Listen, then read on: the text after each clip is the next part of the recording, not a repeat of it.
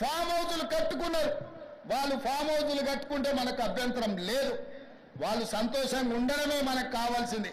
కానీ ఆ ఫామ్ హౌజులలో ఉన్న డ్రైనేజ్ కనెక్షన్ లేదు.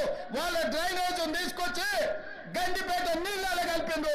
వాళ్ళు వాడిన డ్రైనేజ్ నీళ్లు గండిపేట నీళ్ళలో కలిస్తే ఆ నీళ్లు తాగడానికి నగరానికి ఇస్తున్నాం.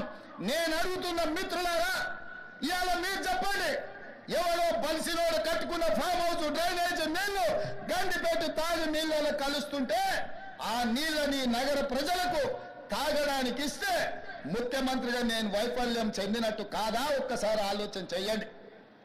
భవిష్యత్ తరాలకు అందించాల్సిన బాధ్యత చెరువులు, కుంటలు, నాలాలను ఎవడెవడో ఆక్రమించుకుంటే వాళ్ళ ఆక్రమణలో చెరబడితే ఇవాళ నగరం మీద ఉప్పెనై వరదలు వస్తున్నాయి.